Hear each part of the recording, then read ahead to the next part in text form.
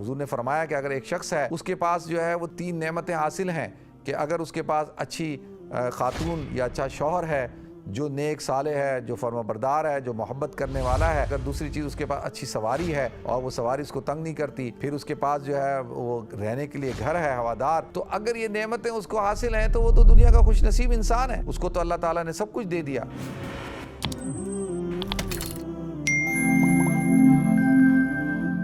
محترم ناظرین کرام، بزرگان دین اور میرے عزیز ماؤں اور بہنوں بھائیوں، السلام علیکم ورحمۃ اللہ وبرکاتہ۔ ناظرین، اللہ رب العزت نے قرآن پاک میں ارشاد فرمایا، ان اللہ اشتری من المؤمنین انفسہم واموالہم بان لہم الجنہ، کہ اللہ تعالیٰ نے مومنین سے ان کی جانوں اور ان کے مال کے عوض میں جنت کو خرید لیا ہے۔ ان اللہ اشتری من المؤمنین، مومنین سے خریدا اللہ تعالیٰ نے کس کے عوض میں؟ من المؤمنین انفسہم واموالہم بان لہم الجنہ، جنت کے بدلے میں۔ تو گویا کہ انسان مومن جو ہے وہ اس نے جنت کو خریدا ہے کس کے بدلے میں؟ اپنی جان اور مال کے بدلے میں۔ تو اب ایک مومن جو ہے اگر وہ چاہتا ہے کہ بھئی جنت کے اندر اس کا داخلہ ہو تو اس کے لیے اس کو اپنی جان کی بھی قربانی دینی ہوگی اور مال کی بھی قربانی دینی ہوگی۔ ایسا نہیں ہو سکتا کہ کوئی شخص جو ہے وہ جنت کا حصول چاہتا ہو اور وہ کہے کہ جی میں نہ اپنی جان کی قربانی دوں نہ میں اپنے مال کی قربانی دوں۔ تو لہٰذا یہ 2 چیزیں بڑی اہم ہیں، اور یہی 2 چیزیں ہیں ناظرین جو انسان جو ہے وہ حضور نے فرمایا صلی اللہ علیہ وسلم کہ جب انسان بوڑھا ہوتا جاتا ہے تو اس کی 2 چیزیں جوان ہوتی چلی جاتی ہیں، ایک مال کی حرص کہ زیادہ مال ہو، اور دوسرا زندگی کی حرص کہ اس کی عمر جو ہے وہ طویل ہو جائے۔ تو یہ 2 چیزیں انسان کو بہت محبوب ہوتی ہیں، ایک اس کا مال اور ایک اس کی جان۔ جب جان پہ آتی ہے تو انسان بس اپنی جان کی فکر کرتا ہے، اس کے مقابلے میں اس کی کوئی حیثیت، کسی کی کوئی حیثیت نہیں۔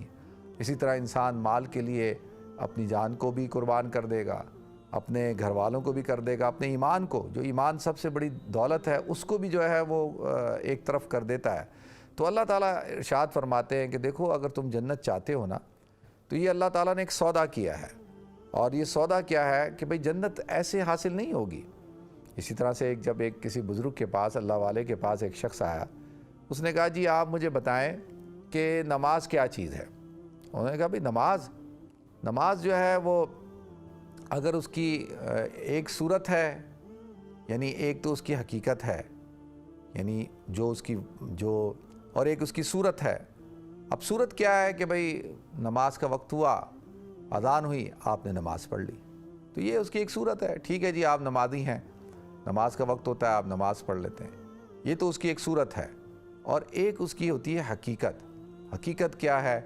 حقیقت یہ ہے کہ بھئی آپ نماز کا اہتمام کرتے ہیں اور نماز کے لیے جو ہے وہ اپنے آپ کو پابند کرتے ہیں، آپ اس کی بارے میں فکر کرتے ہیں کہ بھئی آپ کا دل اٹکا ہوا ہوتا ہے، پھر جب نماز کا وقت ہوتا ہے اچھی طرح وضو کرتے ہیں، اچھی طرح سے جو ہے وہ آپ اپنے جسم کی پاکی طہارت کا خیال کرتے ہوئے آپ جماعت کے ساتھ مسجد میں نماز پڑھتے ہیں، اور خشوع اور خضوع کے ساتھ پڑھتے ہیں، دھیان کے ساتھ پڑھتے ہیں، اور نماز سے آپ کو اللہ تعالیٰ کا جو ہے وہ یقین پیدا ہوتا ہے، اللہ تعالیٰ کا استحضار پیدا ہوتا ہے، اور اس سے اللہ کی محبت بڑھتی ہے۔ تو اب یہ نماز جو ہے یہ حقیقتاً اصل نماز ہے۔ تو اسی لیے تو بعض نمازیوں کے بارے میں کہا گیا کہ جب وہ نماز پڑھتے ہیں تو ان کی نماز گندے کپڑے میں لپیٹ کر ان کے منہ پہ مار دی جاتی ہے۔ تو اب ایک تو یہ ایک صورتاً ہو گیا نا، اب صورت والے نمازی تو آپ کو بہت نظر آئیں گے، اور جو ہے وہ نمازی بھی ہیں، اب وہ نماز بھی پڑھ رہے ہیں، غلط کام بھی کر رہے ہیں۔ تو اصل میں مسئلہ کیا ہے کہ بھئی اصل ابھی انہوں نے نماز کی صورت کو اپنایا ہوا ہے، نماز کی حقیقت سے وہ دور ہیں۔ تو اور پھر فرمایا کہ بھئی میں اللہ کا قریب ہونا چاہتا ہوں، تو انہوں نے کہا کہ بھئی ٹھیک ہے جب تم اللہ کا قرب چاہتے ہو تو اس کے لیے تو تمہیں جو ہے وہ راتوں کو جاگنا پڑے گا، راتوں کو اٹھنا پڑے گا۔ اگر جنت میں اعلیٰ مقام چاہتے ہو تو اس کے لیے تو آپ کو اٹھنا ہے، اس کے لیے تو آپ کو جو ہے وہ تہجد پڑھنی ہے، اور اونچا مقام حاصل کرنا ہے تو اس کے لیے تو راتوں کو جاگنا ہوگا۔ من طلب العلا سحر اللیالی، حضرت علی فرماتے ہیں کہ جب تم کوئی اونچا مقام حاصل کرنا چاہتے ہو تو اس کے لیے تو تمہیں راتوں کو جاگنا ہے۔ تو اب جب دیکھیں نماز کے لیے جب اذان دی جائے گی آپ نماز پڑھیں گے تو اس کے لیے تو آپ کو اذان کے ذریعے سے جگایا جاتا ہے، بتایا جاتا ہے کہ بھئی نماز کا وقت ہو گیا، لیکن تہجد کے اندر تو آپ سو رہے ہوتے ہیں۔ تہجد میں کیا چیز آپ کو جگاتی ہے؟ کس کی محبت آپ کو جگاتی ہے اور کس کی یاد آپ کو جگاتی ہے کہ آپ اپنے بستر کو، اپنے آرام کو چھوڑ کر اللہ کے دربار میں کھڑے ہو جاتے ہیں؟ تو اب دیکھیں یہ تہجد جو ہے اصل میں جو اللہ کا جو قرب حاصل ہوتا ہے ناظرین، وہ ایک تو ہے نا، یہ نماز تو فرض ہے، اس کا کوئی انکار نہیں ہے، لیکن اگر تقرب حاصل کرنا ہے تو وہ تو نوافل کے ذریعے سے ہوگا، وہ تو تہجد کے ذریعے سے ہوگا۔ اللہ کا قرب حاصل کرنا ہے تو وہ تو اس کے لیے تو پھر آپ کو راتوں کو ہمیں اٹھنا پڑے گا اور جاگنا پڑے گا۔ تو ایک تو بنیادی چیز یہ ہو گئی۔ لیکن آج ہم نماز پڑھتے ہیں، نماز کی صورت ہمارے سامنے نظر آتی ہے جو قرآن کہتا ہے قد افلح المؤمنون الذین هم فی صلاتہم خاشعون، تحقیق کامیاب ہو گئے وہ لوگ جنہوں نے اپنی نمازوں کے اندر خشوع کو پیدا کیا۔ مومنین کامیاب ہو گئے، قد افلح المؤمنون الذین هم فی صلاتہم خاشعون، کہ جنہوں نے اپنی نمازوں کے اندر خشوع پیدا کیا۔ اب خشوع کیا ہے؟ دیکھیں خشوع یہ ہے کہ نماز کے اندر پورا آپ کا دھیان کس کی طرف ہو؟ اللہ کی طرف ہو۔ آپ کی فکر، آپ کی سوچ، آپ کے تفکرات جو ہے وہ سب کس طرف ہوں؟ وہ نماز میں اللہ کی طرف ہوں، اور نماز جو ہے وہ کیا کرے؟ اللہ کے قریب کر دے آپ کو۔ تو اب یہی کامیابی ہے مومن کے لیے۔ اسی طرح سے جب وہ پوچھا گیا کہ بھئی زکوٰۃ کیا چیز ہے، تو ان اللہ والوں نے فرمایا کہ بھئی زکوٰۃ کی دیکھو ایک تو ہے، ایک آپ کے سامنے ایک صورت ہوتی ہے، اور ایک اس کی جو ہے وہ یعنی فرمایا کہ ایک زکوٰۃ کی صورت ہے اور ایک طریقت ہے اور ایک حقیقت ہے۔ تو انہوں نے کہا بھئی یہ تین چیزیں ہیں، اس کا کیا مطلب ہے؟ کہا کہ جب اگر آپ کے پاس 100 روپے ہیں تو اس 100 روپے میں سے آپ نے جو ہے وہ زکوٰۃ ادا کر دی 2.5 روپے کی، یہ تو آپ نے یہ جو فرضیت تھی اس فرض کو ادا کر دیا، یہ صورتاً آپ نے زکوٰۃ ادا کر دی، یہ فرضیت ہوگی۔ اب جو ہے وہ طریقت کیا ہے؟ طریقت یہ ہے کہ آپ کے پاس 100 روپے ہیں، اس 100 روپے میں سے 2.5 روپے آپ نے اپنے پاس رکھ لیے اور باقی سارے پیسے اللہ کے لیے خرچ کر دیے، غریبوں میں، فقیروں میں، مسکینوں میں خرچ کر دیے۔ یہ کیا ہے؟ یہ اس کی جو ہے وہ طریقت ہے۔ اور کہا کہ حقیقت کیا ہے؟ حقیقت یہ ہے کہ انسان جو ہے اپنا سب کچھ قربان کر دے اللہ کے لیے اور اپنے آپ کو بھی پیش کر دے۔ وہ کیسے؟ وہ جیسے کہ حضرت ابوبکر صدیق رضی اللہ تعالیٰ عنہ نے کیا۔ دیکھیں نا کہ غزوہ تبوک کے موقع پر جب حضرت ابوبکر صدیق رضی اللہ تعالیٰ عنہ اپنا مال لائے، حقیقتاً وہ مال تھوڑا تھا۔ حضرت عمر فرماتے آج میں ابوبکر سے آگے نکل جاؤں گا۔ حضرت ابوبکر صدیق سے کیا یعنی دیکھا جائے تو وہ مال تھوڑا، حضرت عمر کا مال زیادہ ہے۔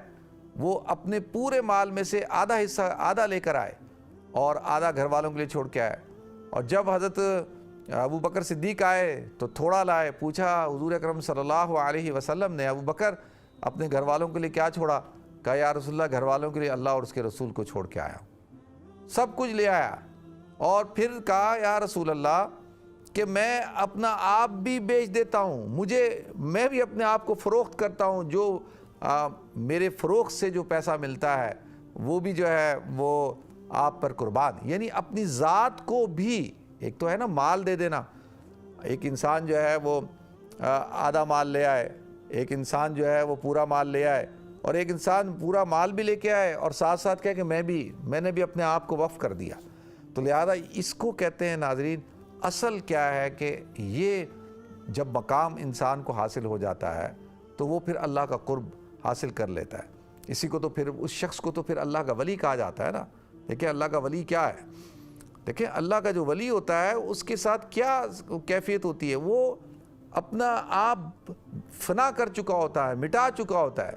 کہتے مٹا دے اپنی ہستی کو، اگر کچھ مرتبہ چاہتا ہے کہ دانہ خاک میں مل کر گل گلزار بنتا ہے، تو اللہ کا ولی جو ہے اس کی اپنی کوئی خواہش نہیں رہتی، اس کی اپنی کوئی چاہت نہیں رہتی، وہ اس کا اپنا کچھ نہیں رہتا، وہ سب کچھ اللہ کے لیے قربان کر چکا ہوتا ہے، فنا فی اللہ ہو چکا ہوتا ہے۔ اور پھر وہ اسی لیے آپ دیکھیں کہ جو اللہ کا ولی ہے اور جس نے اللہ کا قرب حاصل کر لیا ہے، جس کو اللہ کی معیت حاصل ہو چکی ہے، آپ اس کے پاس دیکھیں گے ایک مجمع ہوگا، اور لوگ اس کے پاس آ رہے ہوں گے، لوگ اس کو ڈھونڈ رہے ہوں گے، لوگ اس کو کال کرتے ہیں، اس سے بات کرنا چاہتے ہیں، اس سے ملنا چاہتے ہیں، اس کے ساتھ بیٹھنا چاہتے ہیں اور اس کے ساتھ وقت گزارنا چاہتے ہیں، اس کے ساتھ باتیں کرنا چاہتے ہیں، اپنے غم، اپنی پریشانیاں، اپنے مسائل اس کے سامنے رکھنا چاہتے ہیں۔ حقیقتاً دیکھا جائے تو وہ شخص بھی تو ایک انسان ہی ہے نا، وہ کوئی ایسا، یعنی اس نے اپنے آپ کو اللہ کے قریب تو کر لیا ہے، لیکن وہ کوئی خدا تو نہیں بن گیا نا۔ یہ تو مسلمان ہے، ہمارے نزدیک تو انسان ہی ہوتا ہے، وہ تو مجبور ہوتا ہے، وہ کسی کو کچھ دے نہیں سکتا۔ یہ تو غیر مسلموں کا، ہندوؤں کا عقیدہ ہے کہ وہ اوتار بن جاتا ہے اور اس کو وہ پنڈت کو بھگوان بنا لیتے ہیں۔ ہمارے ہاں نہیں، جو اللہ کا ولی ہے وہ تو اللہ سے لے کر دیتا ہے، وہ تو اپنے ہاتھوں کو پھیلاتا ہے، کس کے سامنے؟ اللہ رب العزت کے سامنے، اور آپ کے لیے مانگتا ہے۔ اب جب آپ اس کے پاس جاتے ہیں، اس سے جب آپ اس کے پاس بیٹھتے ہیں تو وہ آپ کے ظاہر سے کوئی متاثر نہیں ہوتا۔ آپ بہت بڑے امیر آدمی ہیں، بہت آپ کے پاس بڑا عہدہ ہے، آپ بڑی شخصیت ہیں، کوئی سیلیبریٹی ہیں، اس کو کوئی فرق نہیں پڑتا کہ بھئی یہ کون ہے اور اس کی سماجی حیثیت کیا ہے، اس کا اسٹیٹس کیا ہے، اس کو اس سے کوئی فرق نہیں پڑتا۔ اور آپ نے کتنا ہی اچھا لباس کیوں نہیں پہنا ہوا ہو، اور آپ نے کتنے ہی وہ صاف ستھرے کپڑے کیوں نہ پہنے ہوں، اس کو کوئی فرق نہیں پڑتا۔ اور اس کے پاس کوئی غریب آدمی آ جائے، کوئی مسکین آدمی آ جائے، کوئی فقیر آ جائے، اس کا کوئی دنیاوی کوئی اسٹیٹس نہیں ہے، کسی قسم کا اس کے پاس کوئی عہدہ نہیں ہے، کوئی ہٹو بچوں کی صدا نہیں ہے، اور وہ بظاہر اس نے کپڑے بھی گندے پہنے ہوئے ہیں، پریشان حال ہے، تو وہ اس کے پاس آ جائے، اس کو کوئی فرق نہیں پڑتا۔ تو وہ اس کا جو رویہ ہوتا ہے اور اس کا جو ٹریٹمنٹ ہوتا ہے وہ دونوں کے ساتھ یکساں ہوتا ہے، کیونکہ وہ اس کے در پر کیوں آئے ہیں؟ وہ اس لیے آئے ہیں کہ یہ وہ شخص ہے، اس شخص نے اپنی ذات کو فنا کر دیا ہے۔ اب یہ انسانوں کا جو تعلق ہے وہ اللہ کے ساتھ جوڑتا ہے۔ وہ جو انسانوں کے اندر نا امیدی ہے، مایوسی ہے، دیکھیں آج کے دور کے اندر لوگوں کے اندر مایوسی ہے، نا امیدی ہے، ڈپریشن ہے، نا امیدی کتنی ہے۔ اللہ کہتا ہے لا تقنطوا من رحمت اللہ، کہ اللہ کی رحمت سے مایوس مت ہو، لیکن ہم سب مایوس ہیں۔ ہمارے اندر کتنا ڈپریشن ہے اور جو بدسکونی ہے وہ کتنی ہے۔ تو اس کی وجہ جب آپ دیکھیں نا کسی سے آپ اللہ والے سے ملتے ہیں، کسی بزرگ شخصیت سے ملتے ہیں، تو وہ آپ کے اندر ٹھہراؤ کو پیدا کر دیتا ہے، آپ کے اندر جو بے چینی ہے اس کو چین سے بدل دیتا ہے، جو بے اطمینانی ہے اس کو اطمینان سے بدل دیتا ہے، جو بدسکونی ہے اس آپ کے اندر سکون پیدا کر دیتا ہے۔ کیوں؟ کہ وہ خود اس بات کا اس کو ادراک حاصل ہو چکا ہوتا ہے، تو وہ اس مقام کو سمجھ چکا ہوتا ہے کہ یہ دنیا خواہشات کی پوری ہونے کی جگہ نہیں ہے۔ یہ دنیا اللہ تعالیٰ نے ڈیزائن ہی نہیں ایسی کی، اس دنیا کو اللہ تعالیٰ نے ایسے ڈیزائن نہیں کیا کہ ہر شخص کی ہر خواہش کو پورا کیا جائے۔ ہاں کچھ لوگ ہوتے ہیں وہ جو تمنا کرتے ہیں، جو آرزو کرتے ہیں، جو خواہش کرتے ہیں، اللہ ان کی پوری کر دیتا ہے، لیکن خواہشات جو ہے وہ بڑھتی ہی چلی جا رہی ہیں۔ اب ایک شخص ہے، اس کی ساری خواہشات پوری ہو رہی ہیں، اس کی ہر تمنا پوری ہو رہی ہے، لیکن وہ اس کی لسٹ ختم ہی نہیں ہو رہی، وہ اور زیادہ خواہشات بڑھتی چلی جا رہی ہیں۔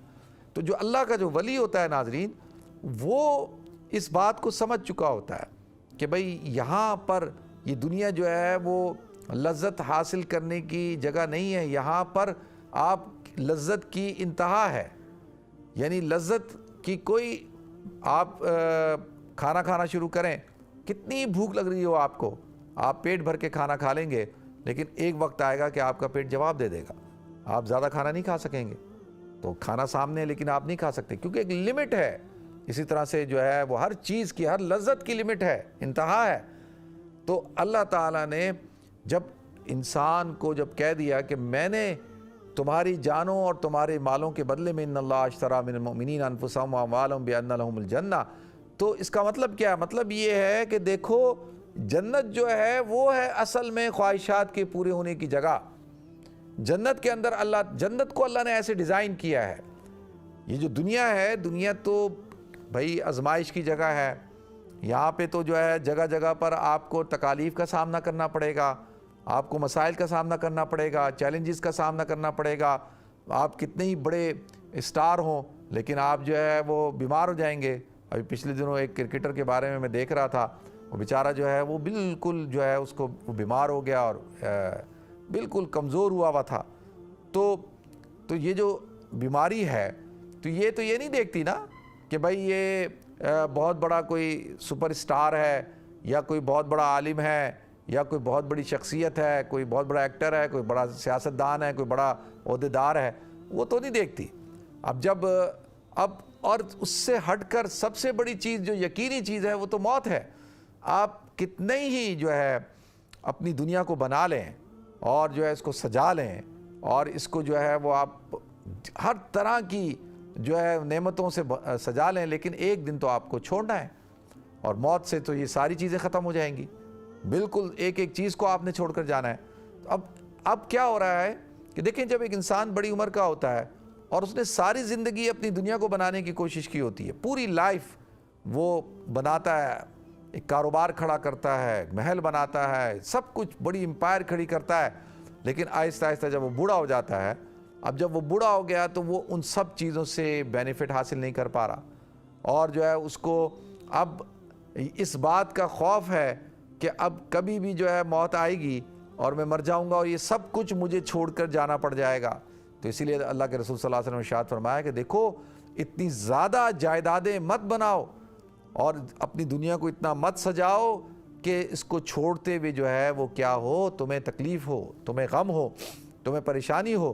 تو کیونکہ جو مومن ہوتا ہے وہ دنیا کے اندر اس طرح سے زندگی گزارتا ہے جیسے کہ ایک مسافر.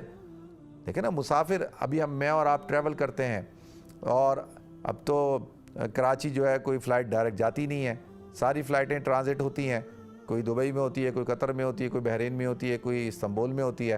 تو آپ جب کسی ایئرپورٹ پہ 3 گھنٹے کا آپ کا ٹرانزٹ ہوتا ہے تو ایئرپورٹ کتنا خوبصورت ہوگا. دنیا جہاں کی شاپس ہیں, دکانیں ہیں, آپ کے پاس پیسے بھی ہیں, کریڈٹ کارڈ بھی ہے اور مہنگی مہنگی چیزیں ہیں, ریسٹورنٹ ہیں, اور آپ کہیں کہ بس اچھا میں یہ جو ٹرانزٹ ہے اس ٹرانزٹ میں ہی اپنی زندگی اب بنا لیتا ہوں, یہیں پہ اب بسا لیتا ہوں. تو کوئی آدمی کہے گا یار یہ تو 3 گھنٹے کا ٹرانزٹ ہے بھائی, اور اس کے بعد تو تم نے اپنی منزل کی طرف جانا ہے, تو بس جتنا ہے اتنا ہی گزارا کرو. یہ کیا تم یہاں پہ پورا یا پلان کر رہے ہو, جو ہے اتنا لمبی پلاننگ شروع کر دی ہے. تو کوئی بھی آدمی آپ کو عقل مند کہے گا؟ نہیں کہے گا, کہے گا کہ یہ تو بیوقوفیوں والی بات ہے. تو اسی طریقے سے ناظرین, یہ اللہ تعالیٰ نے مجھے اور آپ کو, ہم سب کو دنیا کے اندر ایک مختصر وقت کے لیے بھیجا ہے. تو اور اس مختصر وقت کے اندر ہم چاہتے ہیں کہ ہماری جو تمام کی تمام, اچھا اب خواہشیں کیا انسان کی خواہشیں پوری نہیں ہوتی؟ کیا جو بھی انسان دنیا کے اندر آیا کیا اس کی کوئی خواہش پوری نہیں ہوئی؟ دیکھیں ایک انسان ہے جب وہ اچھا کھانا سوچتا ہے کہ اس کو اچھا کھانا ملے, تو کیا اللہ تعالیٰ کسی انسان کو جو اچھا کھانا نہیں دیتے؟ سب انسان کھاتے ہیں, اچھا کھانا کھاتے ہیں. اور جو ہے وہ غریب سے غریب آدمی بھی کبھی آپ دیکھیں, جیسے ابھی ہمارا قربانی پروجیکٹ تھا تو ہم کھانا پکا کے کھلاتے تھے, تو غریب لوگ بیٹھ کے بھی کھانا کھا رہے ہیں. تو اللہ نے ان کے لیے انتظام کر ہی دیا نا, کہ بھائی اللہ نے ان کے لیے انتظام کر دیا, وہ کھانا کھا رہے ہیں, گوشت کھا رہے ہیں, اور جو ہے اسی طریقے سے اللہ نے اس خواہش کو پورا کیا. کچھ لوگ ہیں وہ تو بھائی کھاتے ہی نہیں ہیں, وہ کہتے ہیں جی ہم تو بیمار ہیں, ہمیں تو ڈاکٹر نے منع کیا ہوا ہے, ساری نعمتیں موجود ہیں لیکن ہم کھا نہیں سکتے. تو دیکھیں یہ بھی ایک اللہ کی آزمائش ہے. تو اب اللہ تعالیٰ نے اگر بھوک رکھی ہے تو بھوک کو مٹانے کے اسباب رکھے ہیں, خوراک رکھی ہے, غذا رکھی ہے, تو وہ ہر شخص جو ہے وہ اس غذا کا استعمال کر رہا ہے. دنیا میں کوئی آدمی ایسا نہیں ہوگا جو یہ کہے کہ جی میں نے کبھی جو ہے گوشت نہیں کھایا یا کبھی مجھے اللہ نے اچھا کھانا نہیں کھلایا. کوئی آدمی ایسا نہیں ہوگا. غریب سے غریب آدمی ہو, دیکھیں مزار پہ جائیں اور درگاہوں پہ چلے جائیں, وہاں پہ آپ کو لوگ ملیں گے جو مجاور ہوں گے اور جو وہاں بیٹھے ہوئے ہوں گے غریب فقیر لوگ, تو وہاں پہ بھی لوگ جو ہے دیگیں لا رہے ہوتے ہیں اور وہ جو ہے وہ اچھا کھانا کھا رہے ہوتے ہیں. تو اللہ تعالیٰ نے ان کی, تو اب جب اللہ نے بھوک رکھی ہے تو بھوک کے ختم کرنے کے اسباب بھی رکھے ہیں. ہر شخص کو اللہ تعالیٰ جو ہے اس کے مقدر کا رزق عطا فرماتا ہے, کیونکہ حدیث میں اللہ تعالیٰ نے ارشاد فرما دیا الا وان النفس لن تموت حتی تستکمل رزقها, کہ اللہ تعالیٰ اس وقت تک نفس کو موت نہیں دیتے جب تک کہ اس کا رزق اس کو مکمل نہ مل جائے. تو یہ تو ہو نہیں سکتا کہ بھئی میرے حصے کا رزق جو ہے کوئی اور لے جائے گا, جو میرے حصے کا ہے وہ تو مجھے مل کے رہے گا. تو اب لذت طعام کیا چیز ہوتی ہے ہر شخص کو پتہ ہے. اسی طریقے سے دیکھیں جب لوگ جوان ہوتے ہیں, چاہے وہ مرد ہوں عورتیں ہوں, تو اکثریت یعنی اکثریت جو ہے وہ نکاح کرتی ہے، شادی کرتی ہے، اللہ تعالیٰ ان کو یہ خوشی عطا فرماتے ہیں، تو ان کو جو لذت جو جماع ہے، صحبت ہے، وہ سب شادی شدہ حضرات کو حاصل ہوتی ہے۔ تو اسی طریقے سے اولاد، اللہ تعالیٰ اولاد بھی اکثر لوگوں کو اولاد دیتا ہے۔ تو آپ ماشاءاللہ زیادہ تر لوگوں کے پاس اپنے گھر بھی ہوتے ہیں، تو جتنی بھی نعمتیں اللہ نے رکھی ہیں وہ اللہ تعالیٰ دنیا میں انسانوں کو دیتا ہے، لیکن وہ اس کی اب لوگ جو ہے کچھ لوگ ہوتے ہیں وہ اس دنیا کے اندر جو ہے وہ انہی چکروں میں لگے رہتے ہیں۔ اب اللہ تعالیٰ نے اگر ایک انسان کو ایک اچھا، حضور نے فرمایا کہ اگر ایک شخص ہے اس کے پاس جو ہے وہ تین نعمتیں حاصل ہیں، کہ اگر اس کے پاس اچھی خاتون یا اچھا شوہر ہے جو نیک صالح ہے، جو فرما بردار ہے، جو محبت کرنے والا ہے، اسی طریقے سے اگر دوسری چیز اس کے پاس اچھی سواری ہے اور وہ سواری اس کو تنگ نہیں کرتی، پھر اس کے پاس جو ہے وہ رہنے کے لیے گھر ہے ہوادار اور جو کھلا گھر ہو جس کے اندر مہمان بھی آ سکیں، تو اگر یہ نعمتیں اس کو حاصل ہیں تو وہ تو دنیا کا خوش نصیب انسان ہے، اس کو تو اللہ تعالیٰ نے سب کچھ دے دیا۔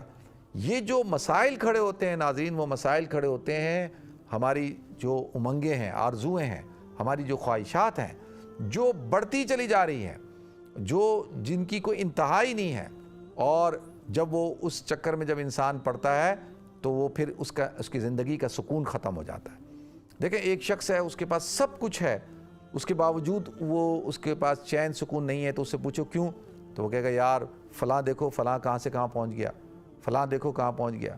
تو بھائی وہ تو پہنچ گیا، لیکن اللہ نے آپ کو کتنا نوازا ہے، تو جو نعمتیں اللہ نے آپ کو دی ہیں آپ ان کا شکر ادا کریں اور پرسکون رہیں۔ آپ کیوں بدسکونے ہو رہے ہیں، بے چین ہو رہے ہیں؟ تو کیوں کہ اللہ تعالیٰ نے انسان کے اندر جو ہے یہ جو خواہشات رکھی ہیں، اس کو جب انسان پورا کرنے کے چکر میں پڑتا ہے تو وہ کیا ہوتا ہے کہ اس کے اندر چین سکون ختم ہو جاتا ہے، اس کا اطمینان ختم ہو جاتا ہے۔ اسی لیے اللہ تعالیٰ نے جو ہے وہ شریعت کو اور اللہ تعالیٰ نے دین کو رکھا کہ انسان جو ہے جب دین کو پڑھتا ہے، جب سمجھتا ہے، جب اللہ کے کلام کو پڑھتا ہے، جب حضور اکرم صلی اللہ علیہ وسلم کی تعلیمات کو جو ہے وہ پڑھتا ہے، تو اس کو اندازہ ہوتا ہے کہ بھئی یہ چیزیں ہیں، ان چیزوں کی کوئی حیثیت نہیں ہے۔ تو جو صحابہ کرام تھے، لیکن صحابہ کرام اس بات کو سمجھتے تھے، اولیاء کرام ان باتوں کو سمجھتے ہیں، اور جو مشائخ ہیں وہ ان باتوں کو سمجھتے ہیں، تو لہذا آپ ان کو دیکھیں، ان کی زندگیوں میں چین ہوگا، سکون ہوگا، اطمینان ہوگا، ان کی زندگی میں جو ہے وہ بے چینی نہیں ہے۔ تو لہذا اللہ تعالیٰ مجھے بھی اور آپ کو بھی، ہم سب کو بھی عمل کرنے کی توفیق عطا فرمائے۔ وآخر دعوانا الحمدللہ رب العالمین۔